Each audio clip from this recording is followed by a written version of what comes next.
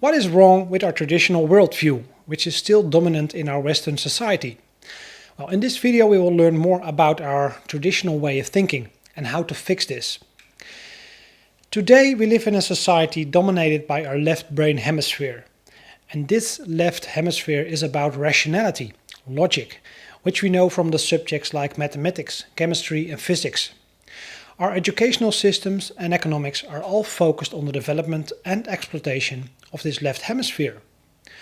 A logical consequence of this is that we live in a society that is driven and dominated by scientific insights. And that in itself is very nice, because science has brought us a lot of good, of course. But in my opinion, we have completely broken through in this way of thinking. It has brought us where we are right now, but it will not take us to the next phase.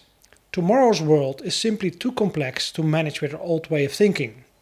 In a traditional, stable world, which changes at a relatively slow pace, you can manage complexity by dividing a complex problem into smaller problems, which in turn you can divide into even smaller problems. And this approach is reflected in almost all traditional hierarchical organizations, such as the government, the military, science, the medical world, and nearly all large commercial organizations. In this hierarchical approach, large complex issues are divided into isolated sub-issues, and these sub-issues are in turn divided into even smaller isolated sub-issues.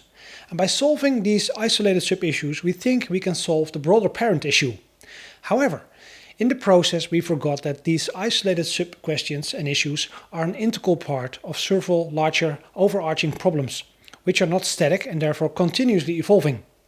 In a rapidly changing world, one cannot see sub-issues as separate entities because they are in fact inseparable, connected with a larger, continuously evolving whole.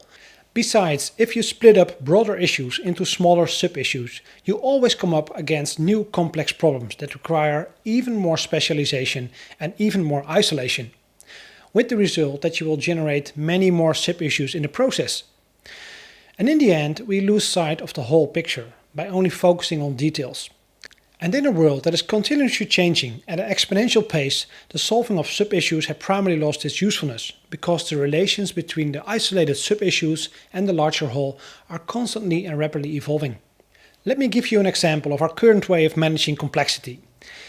In medical science, we study the workings of the human body by dividing it anatomically into smaller pieces. We divide into organs, tissues, cells, proteins and molecules.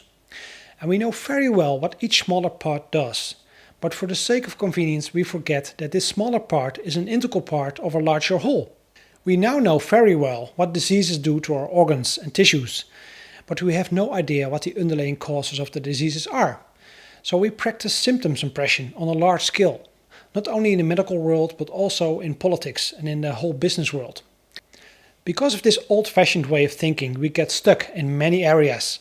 We are now witnessing this in the current corona crisis. Our hierarchical organized systems are squeezing and cracking on all sides. It symbolizes, in my view, the end of an old thinking era.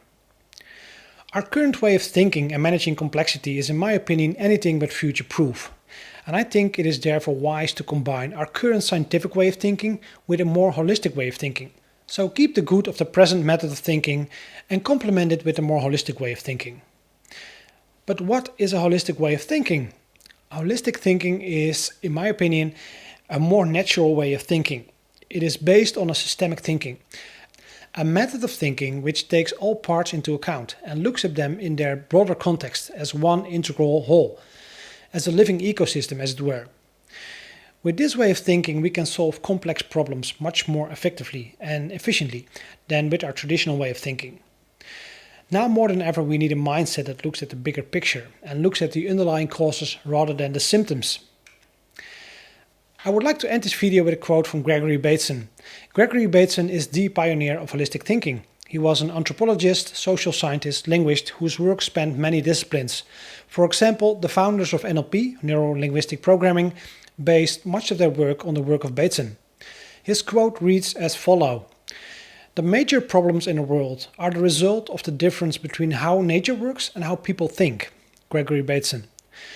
So what Bateson basically says is that our Western scientific way of thinking is unnatural, and it is not in line with how our nature and our universe solves problems.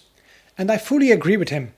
I really believe that the significant issues in our society are the result of our way of thinking. We have to learn to think from a holistic and ecological perspective.